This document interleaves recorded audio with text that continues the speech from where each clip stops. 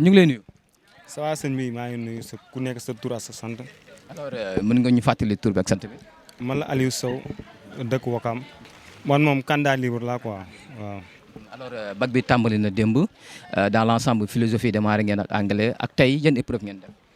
tey français lañ def par rapport ak demee nag démb bi nag philo bi xawoon na tar moom waaw mais waroon nañ gën a yomb nag affaire sujet yi mais sujet yi instant ren moom mooy loolu ak grève yi yooyu noonu dañu ko war a yombal sujet ba mu gën a yomb élèves yëpp am 100% ñu loolu lañ bëgg mais pas ay taux instant yi soo xoolee France soo comparé yeneen dëkk yi ak dëkk Sénégal c'est différent fii nii ay taux de pourcentage 20% lay doon wala 30 wala 35 te loolu dafa faible si ab dëkk. mais niveau bi tamit est-ce que du niveau élèves yi. non bu suñu élèves yëpp bëgg nañ jàng tey jii yow soo jëlee benn programme boo xamante plus de 100 leçons yu 100 leçons wala 120 leçons yooyu noonu nit ki na la ko mën a jàngee waaw. mais philo bi gars yi nañ. kon tey jii nii soo jëlee philo nga jël français AG histoire yëpp soo ko jëlee soo ko boolee plus de na dem ba presque 100 ah par loolu doo ko mën a jàng noo ko mën a maîtriser noo ko mën a parcouriser mënul nekk c'est impossible tamit mooy loolu. daal programme bi dañ ko war a décharger. dañ ko war a décharger tey soo xoolee France tey jii nii ñu dul am 2% lay doon ñu dul am 2% lay doon 2% ñu xamante du ñu dul am kon léegi soo ñëwee ba fii nii tey ñu xamante ay plus de 60% wala 70% ñoom du ñu am fii dafa faible tamit mooy loolu. Diomaye na si Diomaye ñoo leen lancer message Diomaye ngir yàlla xoolal sujet yu des yi nii xoolal yombalal sujet yi élèves yi ñu fi nekk yëpp yaa ngi CFEE bi nu mu demee nii CFEE bi nu mu demee ba ñëpp am 100% ko laaj ñu ne 100% G bi ñooy ko laaj ñu ne 100% loolu lañ bëgg am waa S muy waa L ñëpp 100% lañ bëgg am muy BFEM bi tamit ñii di ñëw suñu rakk yi tamit même chose affaire dafa war a yomb tey jii nii pour liggéey bi tey jii nii suñu amee ba réussir tey jii nii liggéey ñu war a def day gën a yomb tamit comprendre te ñun dëkk bi lañ soxla ñun suñu dëkk lañ bëgg a innover tey. Bon, aujourd'hui, on a fait d'abord français. Et là, le soir, à partir de 14h30, on doit faire AG. Oui, bon, philosophie, anglais et français aujourd'hui. Quelles sont vos impressions par rapport au sujet proposé? Bon, moi, personnellement, la philosophie, c'était assez dur. L'anglais, c'était abordable, parce que moi, je suis aisée en anglais. Le français aussi, aujourd'hui, c'était abordable, mais c'était long. Donc il reste l'AG, c'est ça qui nous fait plus de stress. La philosophie, il y a un de ces sujets qui traite de l'État et les libertés.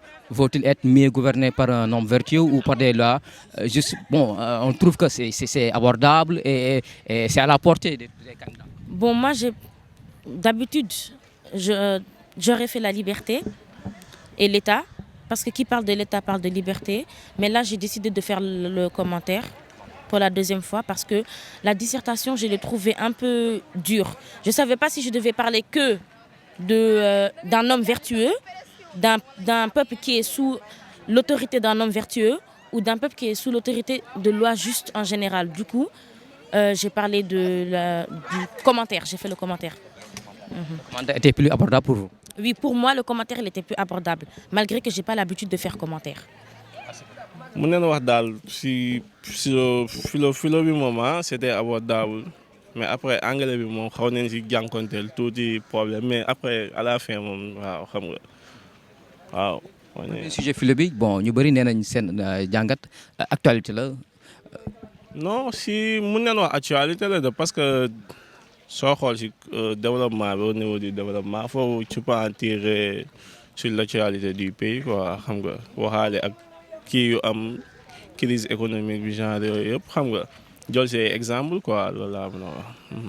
alors année scolaire bi daanaka presque c'est tranquille perturbation yi nan ngeen dundee seen. non on a perdu beaucoup de temps kay wax dëgg fa neex yàlla na soo xool début année scolaire bi moom métti woon na trop amoon na ay grève mais gars yi moom nañ dawal compréhension rek xam ne ren jii moom dañoo war a jàpp ci affaire yi wax dëgg fa neex yàlla. on n'a pas beaucoup assez de temps pour mun a réviser quoi ndax début bi soo xool grève yi par ci par là xam nga mais yàlla baax na daal yàlla baax na incha allah dañuy ñaan rek yàlla may ñu bac bi ñu nag sama ñu candidat yëpp képp kuy def baccalauréat beneen examen BTS tout ça BFM yàlla la yàlla suturaal quoi nga am bac bi incha allah rek. foo jëlee fonde bi. fonde bi de damaa jógee sama centre ñëw fii samay xool la ma gis ko ma jël si. ku la ko jox. xaw ma ñu ma ko jox nag. damaa ñëw rek gis fonde bi. damaa ñëw rek gis fonde mu neex ma xam ne lii wërsëg la. xam naa ni lii moom mooy bac prédilection la. macha allah yàlla xam na loolu.